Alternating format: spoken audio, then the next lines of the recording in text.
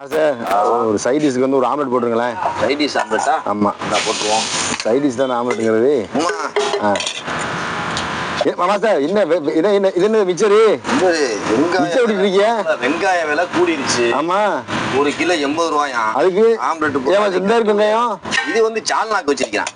சால்னாக்கா? ஒரு சிட்டி நிறைய சாமா சார், உள்ள வச்சு சால்னா வச்சிருக்கிய. இந்த ஆம்லெட் சாப்பிட்டு பதில் அப்ப சொல்லுவ மாஸ்டர், இதே மாதிரி எனக்கு 200 தாங்க 300 தாங்க நீ கேட்ப. அப்ப நீ சொல்லுவ இது மிச்சர் பாக்கெட் போட்டு விட்டு ஆம்லெட் போடுறியா? ஏமா சார், என்ன எப்படி இதெல்லாம்? அப்ப இங்க ஒரு மிச்சர் வந்து இந்த ஒரு பாக்கெட் 2 ரூபா, முட்டை ஒரு 6 ரூபா, 8 ரூபாய் முடிஞ்சு 20 ரூபாய்க்கு வித்துறோம். அட பாவியில வெங்காயம் போடுற பாவியில முடிஞ்சு கதை. எப்படி முறுக்கு முறுக்குன்னு இருக்குன்னு இப்ப பாரு. முறுக்கு முறுக்கு சமைச்சு இருக்குமா? சூப்பரா இருக்கேன். சூப்பரா இருக்கேன். ஆனா பெருங்கொண்ட மாஸ்டர் அப்புறம் உனக்கு தெரியும். நம்மலாம் புதுசு வெங்காயம் போடாம திடீர்னு போட்டா இப்படி மாசம் மாசம் இது வந்து என்ன செய்யறது? குட்டிங்க வச்சு ரொம்ப கஷ்டப்படுறாப்லடா.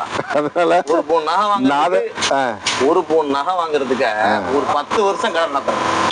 10 வருஷம் கணக்குமா? கடை நடத்த அப்பதான் வாங்க முடியும். நீ புரட்டா கடை வச்சுலாம் பெருசா கஷ்டமாப்ல. நீ நினைக்காம நல்லடா. நீ என்ன புற வாங்கிட்டு போயிருவ, சம்பளம் கொடுக்கணும், விறகு வாங்கணும். அதுக்கு எவ்வளவு வேலைகள். ஒரு ஆம்லெட் கேட்டா இவ்வளவு காரணங்களா? ஏமா சார், இல்ல எப்படி பாச உங்க நம்பி வர வருது?